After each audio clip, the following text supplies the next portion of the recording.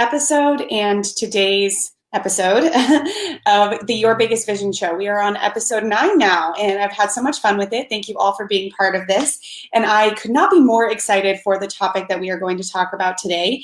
I am basically going to give you the top 10 ways that I was influenced by and truly actually the way my life changed from my favorite book, a book you've probably heard me talk about again and again, The Science of Getting Rich by Wallace D. Wattles. I don't think any book, resource, person, anything in the world has made a bigger influence on my journey and especially on my ability to kind of bring any vision that I've had at some point or another to life and to reality.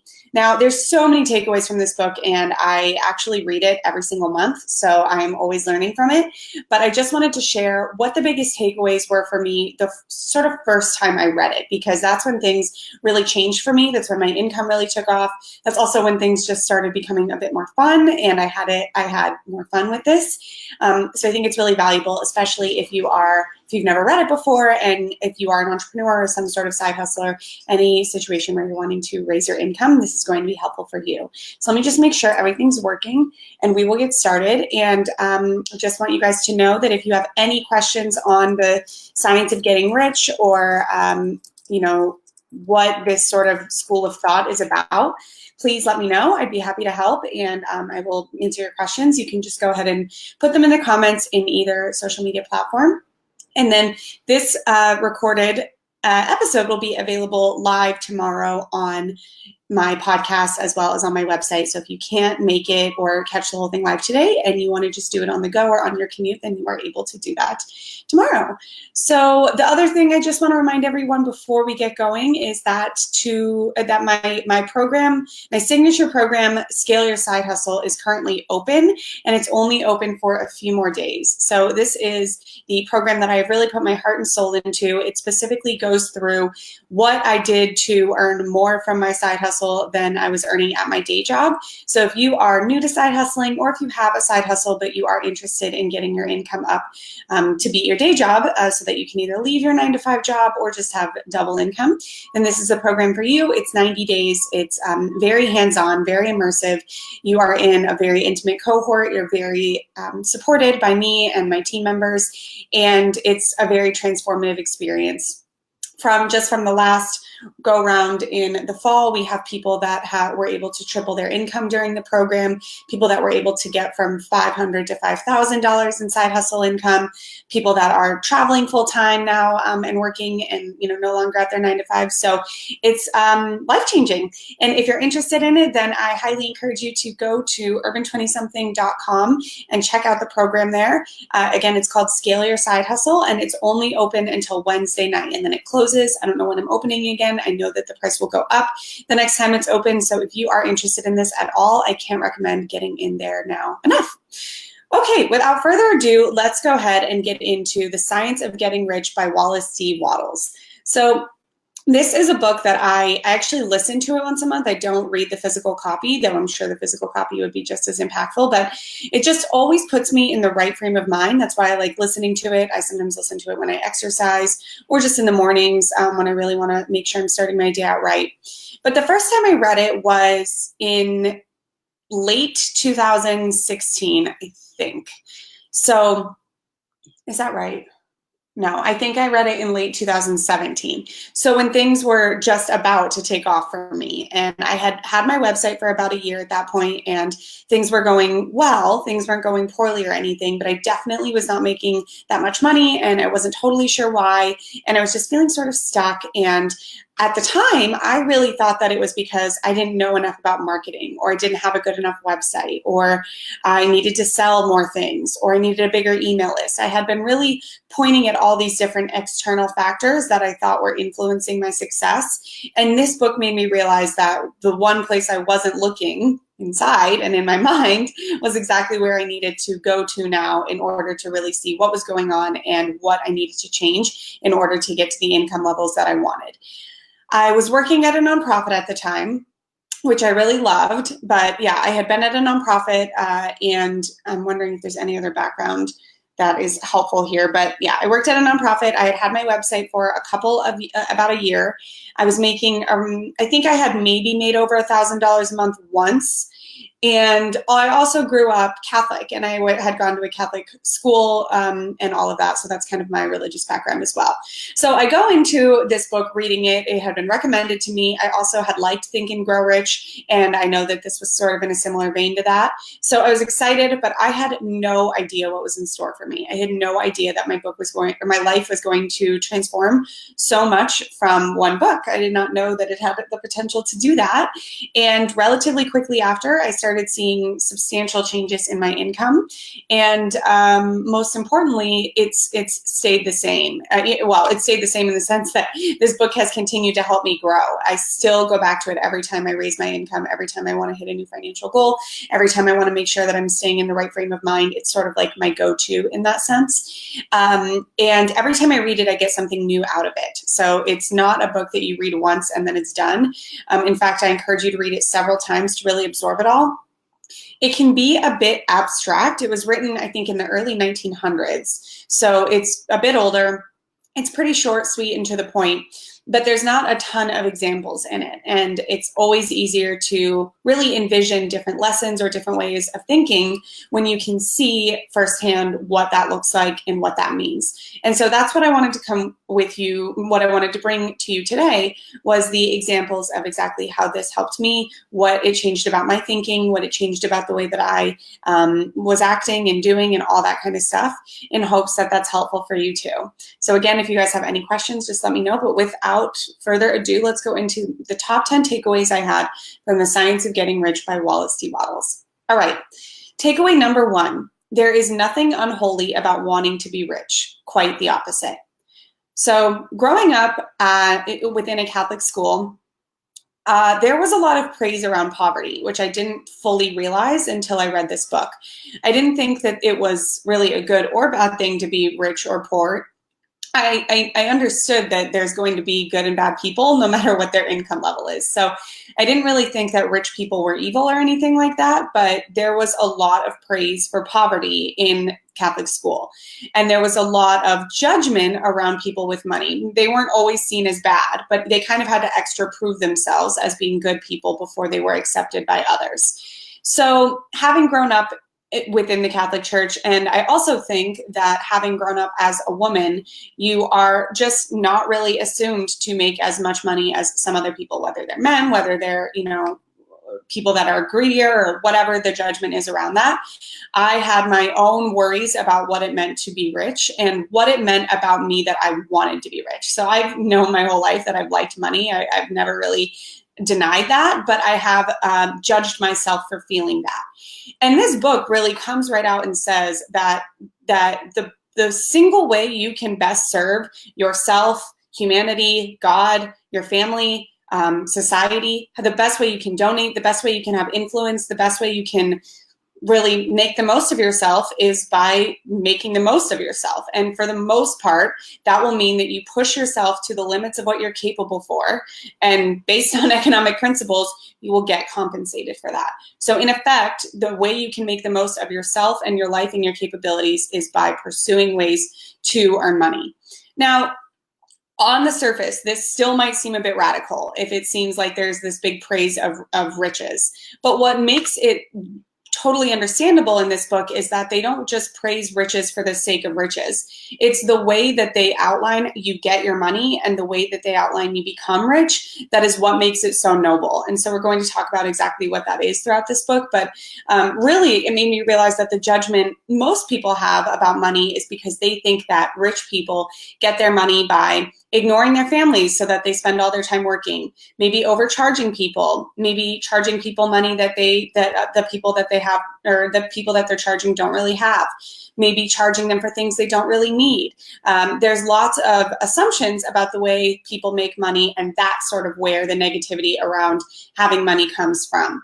Now, that wasn't So, well, anyway, I'm not going to go too much further down the rabbit hole, but right away, this book cleared up for me that there's absolutely nothing wrong with wanting to have money and live a luxurious life. And in fact, it is through this book will say that it is through you that God is seeking expression. So he wants you to enjoy what life has to offer. Otherwise, life is just going to be, something that you're browsing about. And why should others and not you get to experience these things in life, like travel, like nicer things, like nicer food, like nicer clothes? Why should some be able to experience it and not others? That is the least religious thing of all. That means that some people are perceived as better than others, and that doesn't make sense at all. So this book really does a good job clearing out right away that we all have the opportunity to experience these wonderful things. We all have the opportunity to be comfortable and luxurious, and we all have the opportunity to get rich in a noble way, so long as we do it by the ways outlined in this book. So that was a big sort of moment of clarification for me. And I picked out a couple of my favorite quotes on this topic from the book. He says, "The very best thing you can do for the world is to make the most of yourself. Whatever may be said in praise of poverty, the fact remains that it is not possible to live a really complete or successful life unless one is rich." So this made sense to me. This actually put a lot of explanation behind things I had always felt in my heart to be true, but never really knew how to fully say. And then I also just want to note on this that another reason I think I had been tripped up on this is because I had worked at nonprofits for so long. I volunteered there in college, and I think that they're so great. And I had thought that I wanted to work at one for a while. So in my mind, I had thought that that's what it means to be a good person, and that if you are instead working for a lot of money, or you're working at a job where you're not helping people, then you are choosing money over, contributing to society. And this book showed me that you don't actually have to choose, which was a huge relief. And, spoiler alert, that's what led me to do what I do now. And I feel like I make a way bigger difference in people's lives now than I ever did at nonprofits. And I make way more money doing it. So they don't have to be mutually exclusive so long as you get rich in the honest and noble way that this book lays out. So takeaway number 1, there is nothing unholy about wanting to be rich, quite the opposite. Takeaway number 2, I'm just going to hide that. Okay, sorry. Takeaway number 2. Big picture action and frameworks will make you rich. Saving your latte money will not. So when I graduated from college, I got really into the world of personal finance. I loved reading everything about 401ks and saving your money and automating and credit card points. And I know it might sound a bit nerdy, but I really did like all of that because it just made me feel like I was making the most out of the money that I did have. And I am really grateful for everything I learned and that I had that interest, until I realized that it doesn't matter how well you know how to save or invest money, you have to actually have money. And it really made me step back and look at all that's written out there about skipping your latte or not buying generic things, or buying generic things, buying in bulk. And I understand that in some circumstances that can be helpful, but for the amount of energy that's put out there by people writing about those small ways to save money, I'm just going to be blunt about how I see it, these minor ways to save money, and then people consuming that and, doubling their coupons or whatever, or saving their latte money. If you spent the same amount of time on some big creative idea as you did writing about couponing, you would have so much more money. And more importantly, you would know how to sell something and create something, which is what will get you sustainable income. Whereas just saving money here and there is not actually teaching you how to earn money, which does not give you a whole lot of security financially. So this was not only a big aha for me, but it was a huge relief. I just realized that instead of having to deprive myself until I magically got rich, which is sort of the way that the personal finance community talks about it, by the way, they talk about how, you're sacrificing so much now so that you can have abundance later. But if you don't actually know how to make money, then you're never really going to have that security. Whereas if you understand that you can get rich at any time doing anything, so long as you do it under the metaphysical methodology laid out in this book, then you can actually enjoy your life in the meantime. You can have the dang latte. You can go on vacation because you know how to get rich again and again. And this made total sense to me because you look at people, billionaires, here in New York, there's people that have so much money, own so much real estate, are, big stock market influencers, and they all have this commonality. They all can fluctuate their wealth so much, even sometimes in one day. Their wealth will go up and down by like millions of dollars, but they know how to get it back because they know how to make money. And so this was the concept that really ran home for me, is that I needed to not worry about saving on small money. I needed to think big, and I needed to focus on how I could make the most of my capabilities and how I could earn more money. This is when I got really driven and riled up to start thinking bigger about my own business. This is when I started seeing, at the time, what was a big deal, $1,000 per month upward, which, as you guys probably know the story, grew relatively quickly, grew very quickly. Within months, I was making more than I was at my 9-to-5 job. And then after that, 5-figure months started rolling in. And that all happened within like about a year. And that's because I stopped focusing on these small ways to save money and started thinking bigger and better and, crazier. And that's what my income started to reflect. So when you focus on saving money in small ways, not only is it what I believe at this point to be somewhat of a waste of time, it also, you really have to protect your mind and protect your focus and protect your attention.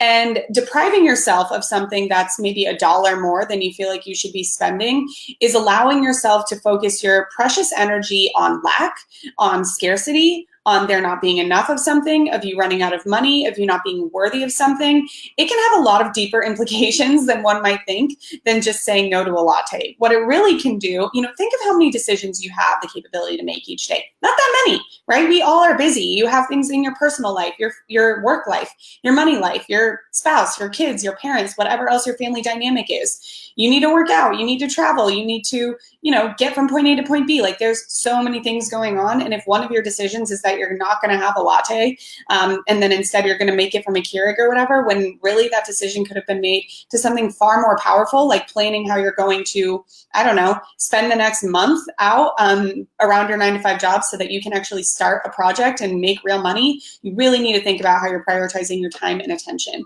And if you are letting yourself absorb these messages to yourself that you aren't worthy of something that you want, that you need to deprive yourself in order to be happy or to be responsible or to be,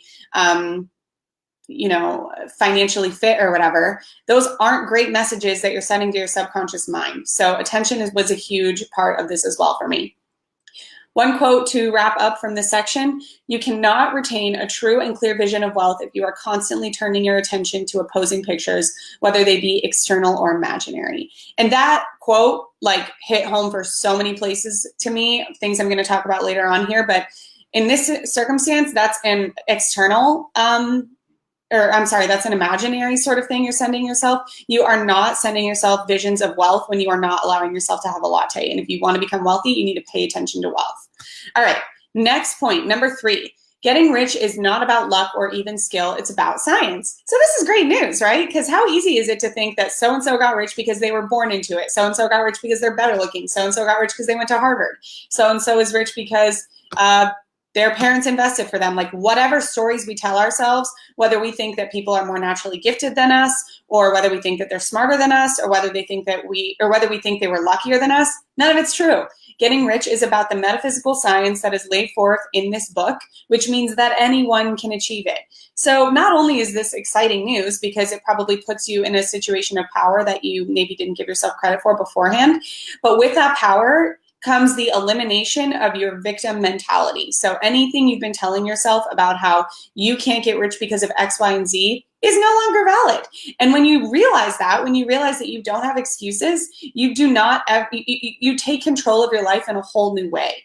You do not feel like you're a victim. You do not feel like things aren't going your way. You do not buy your own excuses for why things aren't working out a certain way, because you have just as much, if not more, capabilities than the next person out there to get exactly what you want. Quote on this: getting rich isn't about doing certain things, it's about doing certain things in a certain way. That's basically all I'm going to say about that. But yeah, if you want to understand the science that is laid out to get rich, then I'm trying to cover a lot of it right now, but it's also going to be in this book. I recommend reading this book again and again, and it will just show you that 2 people could do the exact same things or start the same business. But if one person does it in the way laid forth in this book, with the right mindset, with the right understandings, with the right frame of mind, with the right actions, then they will get rich from that one thing. And someone else who goes about it in the ways that are contradictory to this book will not. This is why all the time we see people succeed in the same business. Okay. Takeaway number 4, your thoughts are strong enough to shape your path toward riches. I mentioned this a bit earlier, but it goes back to the point of how I had thought up to this point that there were external things that were either going to make or break my success as an entrepreneur. Whether that was a marketing strategy, whether that was if I was lucky, whether that was my branding, whether if that was, how well I did with my clients, etc. I had sort of just been sitting there with my fingers crossed that all those things were going to work out. Maybe you can relate to that kind of thing. And this book showed me that really the only thing I need to focus on when it comes to creating the wealth I desired was what I was thinking about and what I was truly envisioning in terms of that wealth. And we're going to talk about this kind of theme in a couple of different points. But the quote here is that by thought, the thing you want is brought to you. By action, you receive it. So in other words, you don't need to wait for anything to come for you to move forward. You are ready to move forward now. If you can think in your mind what you want to happen and you want it to come to fruition, then that means you are ready to make it happen. This is not about a marketing strategy or funnels or conversion rates or anything else like that. You have to have the faith in yourself that just by thinking and having a strong vision for what you want is enough to make that come to life.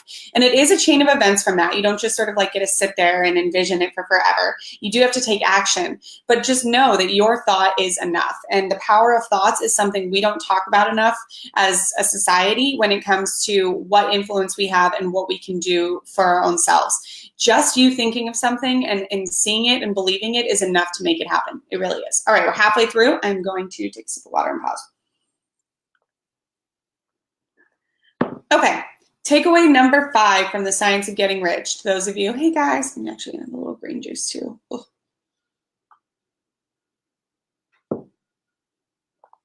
Okay, takeaway number 5 from the Science of Getting Rich by Wallace D. Wattles.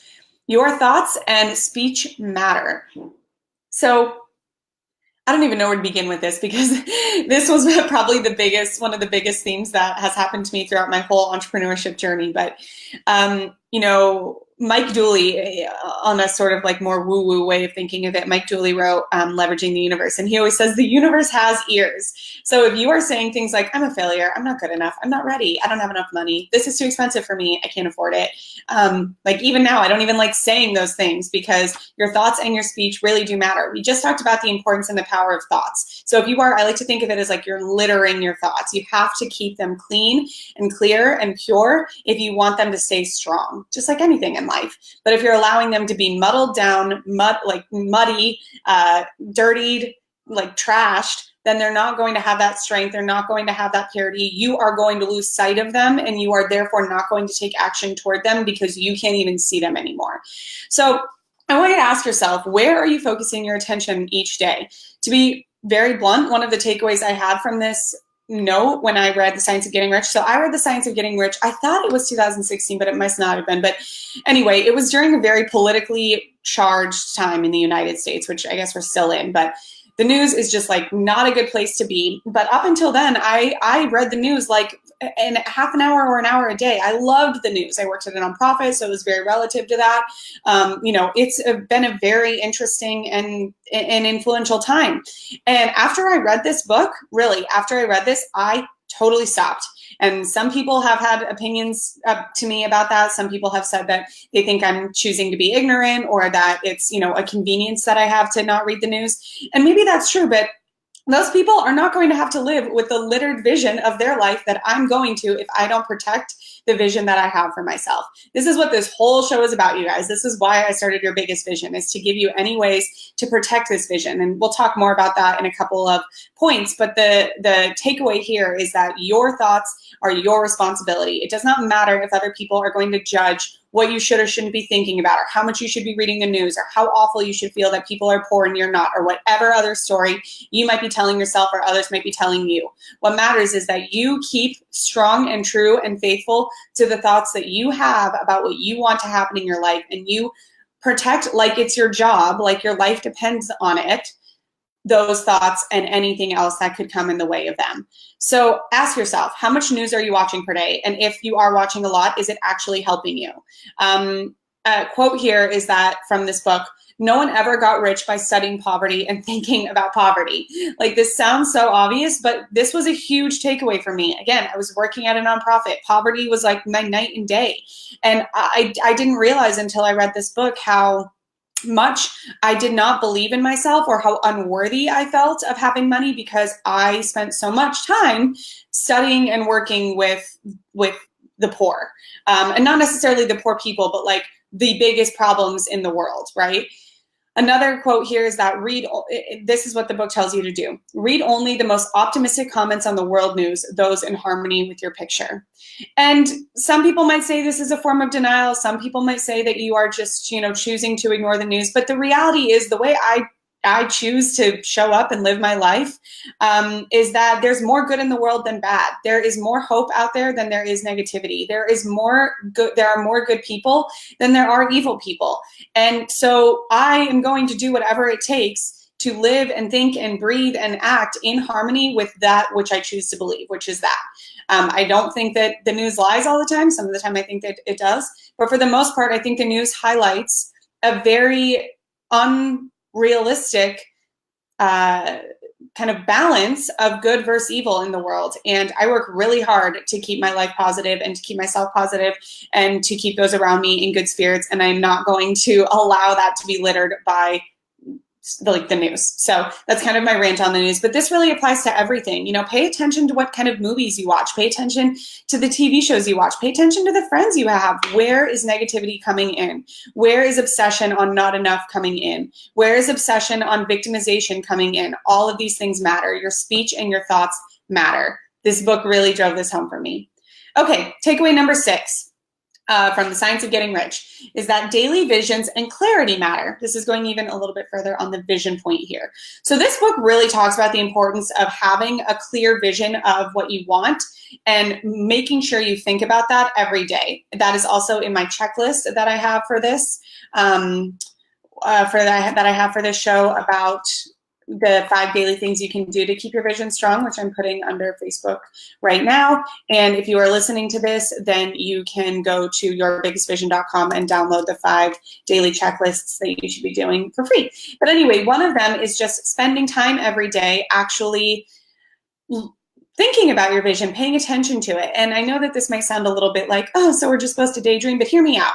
When you are in college and even in high school, and then even at a 9-to-5 job after, or in my case, when I was applying to law school, whether you have really a vision toward what you're working for or not, you know what you're working toward, mostly because people tell you what you're working toward. You know that you're either working toward graduate school, or that you're working toward, a raise, or you're working toward getting a job after graduation, or whatever it may be. It's not really your job at that point to map things out or to come up with a goal that you have, because it's kind of already set out for you. But if you are on a personal development journey, if you are trying to transform your life in any way, especially if you are an entrepreneur, then you are rewriting that trajectory, and you are rewriting that script, and you are rewriting the path to your goals. So in order to create that path and know where the heck to go, you need to, of course, actually know where you're going. So some more eloquent than I would be able to put it quotes from this book on this topic are that you need to hold to the faith that the imaginary is being realized, and to the purpose to realize it. So be very faithful that the vision that you have is possible to come true. We just established the power of thought, so you know that it is. And then continue acting as if it's already come true. Think and speak of all the things you have asked for in terms of actual present ownership. That's another quote from this book. And then finally, you can never get rich or start the creative power into action by sending out unformed longings and vague desires. Another super powerful takeaway. And this is another reason that I started this show, because sometimes we don't even know what we want, or we don't even know our vision, and that can feel lonely and isolating. And so if you feel like that, I encourage you to tune into the show as much as possible, because it is jam-packed with resources on how to help you find clarity. That clarity matters, or you're not going to know the direction you want to go. All right, takeaway number 7. You must want everything for everyone that you want for yourself. This is how we advance. So this is huge, and this goes along with the next point I have, which is that you must get rid of competition and instead focus on being creative. And to me, this takeaway is really what debunks any assumptions that rich people need to be greedy in any way. Because if you get rich based on this principle that everything you've wanted for yourself, you want for everyone else as well, then there's nothing greedy about it. It's actually very selfless. It is how you can contribute to the advancement of humanity, which in my eyes is what God put us on the gift here, or on the world for us to do. The quote here from the book on this point is this: "The progress of the world is retarded only by those who do not fill their place that they are holding. They belong to a former age and a lower stage or plane of life, and their tendency is toward degeneration. No society could advance if every man was smaller than his place. Social evolution is guided by the law of physical and mental evolution." So this talks about how we must evolve if we want to evolve as a species and if we want to be helpful members of society. Staying stagnant is not an option. So I want you to really consider this in your own life. Maybe today, if you journal or if you meditate or anything, this could be a good topic to think about. Where are you staying stuck, and what are you allowing yourself to believe in order to hold on to that stuckness? Are you not moving forward with a business that you kind of have the idea because you're afraid of spending money? And really think about that. If you are doing that and you have this idea and you're not letting yourself move forward, then you're not really staying stuck, right? Because the world is always evolving. So either you're growing up or you're growing down, because there's opportunity costs and there's time that you could have had success during, should you have gone for it. So staying stuck never really happens. And so think about which way you are evolving. Are you contributing? Are you helping? Are you getting your word out there? Are you offering things to people? Are you starting something new? Or even just at work, are you being thoughtful and proactive and creative? Or are you allowing yourself to stay exactly where you are because of some sort of thing that you're telling yourself? When in reality, those, as this book just says and quotes, those who stay stuck, those who don't move forward with things, they're the ones that are sort of holding society back from improving and moving on better.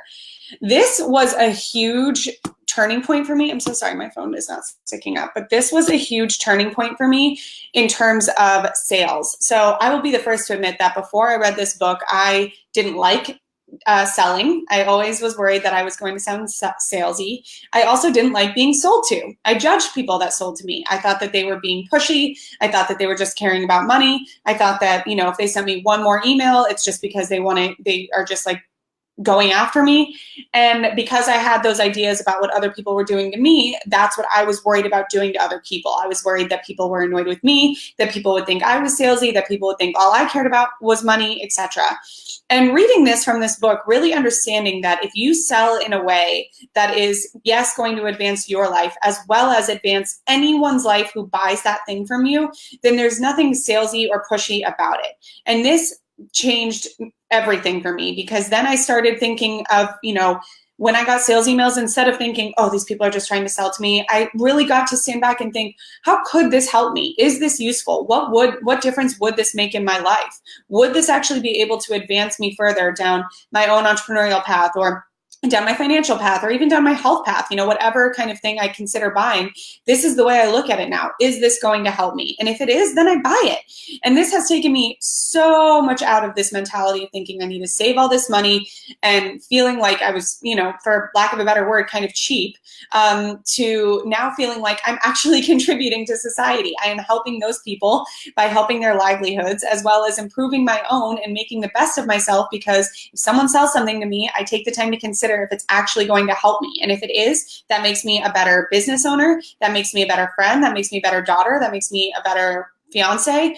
And all of that contributes to the lives of those around me, which helps them be better versions of themselves, which helps them evolve society as a whole. Do you see what I'm saying? It's a big chain reaction. And so understanding it from this point of view takes any judgment around reasons that are bad about being rich, and also should take any fear about selling or being sold to out of your life and out of your mind. Because again, going back to how much focus matters, if your focus is on judging people that are salesy, judging yourself for being salesy, thinking that if people are selling to you, then they're doing it for negative reasons, you are filling your head with negativity. You are allowing your focus to be amongst negativity. You have better things to focus on.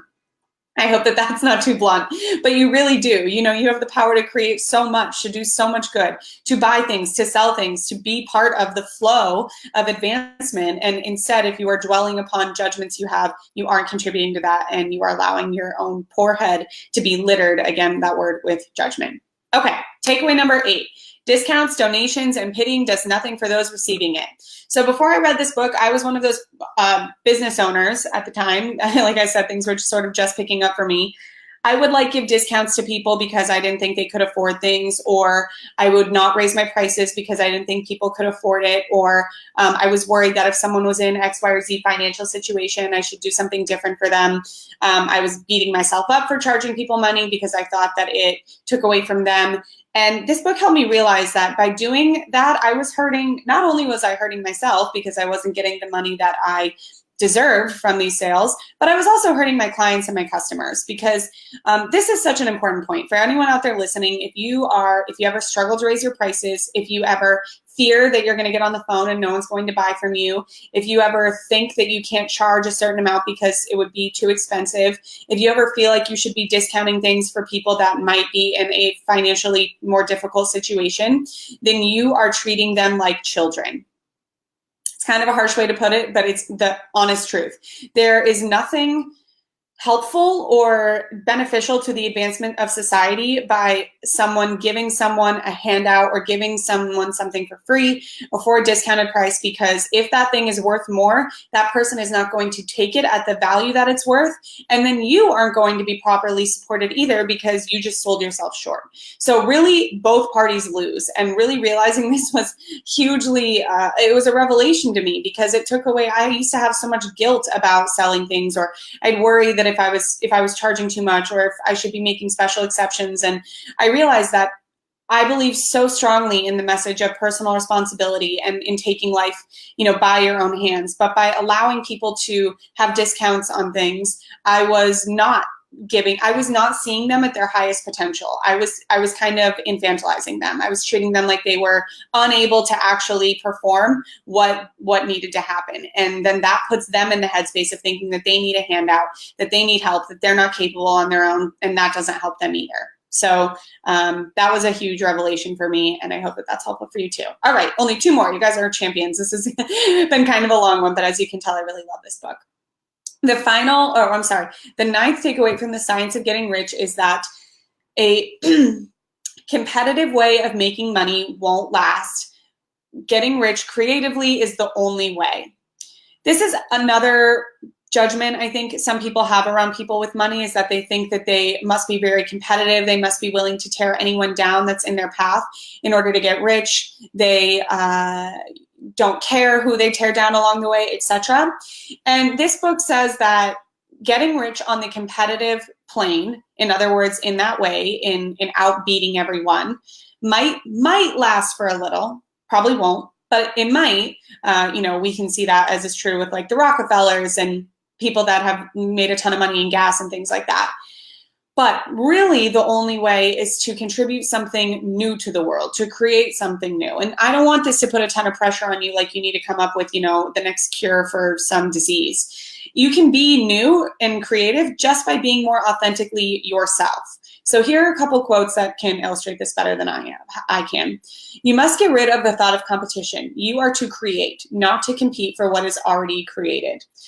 Another one is to give every man more in use value than you take from him in cash value. Then you are adding to the life of the world by every business transaction. Amazing, right? This takes away any fear of taking money away from other people, because you know that you're giving them more in use value than they are giving you in cash value. You're also getting the cash value so that you can create more to give to others. You're allowing them to create something new. It's the positive chain of reaction when you come at this creatively and not competitively. Before I read this, I struggled with my self-confidence as an entrepreneur, as a side hustler, as I began this all. I compared myself to other people all the time on social media. I would scroll through Instagram and think that other people had already done what I wanted to do. How could I do it any better? And I would even read other people's Instagram captions to try to get ideas on the types of captions that I should write, because I didn't know what to write and I thought that other people were doing it better than me. After this book, things couldn't be more opposite than that. Now I write what I feel and I share whatever it is that I write. I often don't even read other people's captions on social media because I know it's not usually going to be helpful for me. It's this sort of way of being more creative, which in other words for me has ended up just being a lot more authentic, has become more efficient. It doesn't waste my time comparing myself to others. It's more effective. And because it's more authentic, it's no surprise that this led to a much bigger growth in my brand and my business and of course my income. So focus on what you can create. I don't know if you guys heard one of my interviews last week on the Your Biggest Vision show was with one of my clients, Tanya, and she has worked at Facebook. And she says at Facebook, one of the values of the company is one of the things Mark Zuckerberg said earlier on when people asked, how do you worry about your competition? And he said, I don't. All I worry about is how I'm doing and if I'm doing the best I can and if I'm pushing my company to be the best it can be. The far bigger threat to your success is if you're not pushing yourself enough. That's way bigger of a threat than worrying about what other people are doing and how much they're pushing or not pushing themselves. So really focus on yourself here and really focus on what you can create as an individual. All right, you guys, last takeaway. Let me do a quick little, take a sip of water, do a quick recap of the 9, and then we'll talk about the last one. And for those of you watching live, I'd love to hear if you have a favorite one so far. I'm going to read through the 9 so far. Okay, takeaway number 1, there's nothing unholy about wanting to be rich. It's quite the opposite. There is quite a bit that's holy about wanting to be rich. 2, big picture action and frameworks will make you rich. Saving your latte money will not. 3, getting rich is not about luck or even skill. It's about science. 4, your thoughts are strong enough to shape your path toward riches. 5, your thoughts and speech matter. 6, daily visions and clarity matter. 7, you must want everything for everyone that you want for yourself. This is how society advances. 8, discounts, donations, and pitying does nothing for those receiving it, nor for you. 9, competitiveness won't last. Creative creation is the only way. And then 10, gratitude is key. This is like the takeaway of the whole book. Here's a quote. The grateful mind, this gives me chills. Thank you guys for responding. Both of you really like the second one. Awesome. Let's see. Earning over saving helped me so much in your programs. Thank you. Yeah, you've been amazing in my programs. Just to repeat, big picture action and frameworks will make you rich. Saving your latte money will not. If it's just fun. Who doesn't want a latte? All right. Takeaway number 10. Gratitude is key. The grateful mind is constantly fixated upon the best. Therefore, it tends to become the best. It takes the form or character from the best and will receive the best. This plays a bit off of what we talked about in terms of not focusing on the negative. Gratitude will ensure that you focus on the positive. You focus on the good. You focus on the receiving. You focus on the abundance. And so if you are focused on all the good out there and all the good you've already received, then that is what you'll continue to get back. So gratitude is if you ever are feeling like, I don't want to be stressed right now, or why am I stressed right now? Or why is this not a very good day for me? If you can just go straight to like, well, what am I grateful for? What sounds good right now? What can I find gratitude in right now? You will always be able to bounce back sooner. Hey guys. All right, we also said number 9 was a big takeaway. Competitive won't last. Creative is the only way. I agree. All of these have been huge for me. But yeah, the gratitude one is probably my favorite takeaway of them all, just because I have been taught gratitude my whole life in so many ways. But in this book, they really contextualize like the science behind why gratitude will program your brain and the way you think and the action you take in a way that actually will get you success. It is not just about sort of like being, I think of like being in Sunday school and like with the nuns and them sort of just be telling me to be grateful for what I have. And at the time, it was like, they just want me to shut up. That's why they're telling me to be grateful, is because they don't want to hear me complain, which is probably true. But here, understanding that gratitude is really about it's in your best interest and in the best interest of your success is a really exciting way, because if you know that living in gratitude is a way to make you successful, that is just such good news. Anyone who lives in gratitude can just not be in bad moods a lot of the time. It's a more fun way to live. More people want to be around you. And bonus, it's going to help you get rich. So this is just great news for everyone. All right, you guys, thanks for sticking with me. I know that this was kind of a long one. Georgina says, gratitude and the right mindset have been big ones for me. The daily practices have helped to retrain my brain. Thank you so much for sharing that. I think the phrase there, retrain your brain, is such a key thing to focus on. That really is kind of what this is about. And at first it can feel a little bit like, well, why, like, really? Am I really going to tell myself this all? Do I really believe this? But you get to choose what you believe. And I know that I want to believe in the positive universe I truly know we live in. I want to believe in the goodness out there. I want to believe in opportunity, in potential, in you know, in the excitement of it all. And this book has really fostered that. And I have seen the monetary results as they've come. So thank you all so much for tuning in, and I will see you guys next Monday live at 10 a.m. Eastern Standard Time. I'll actually be coming to you from Denver. We have a very special episode next week, very near to my heart. And I love hearing your guys' questions. If you have any, I love when you guys can hop on live.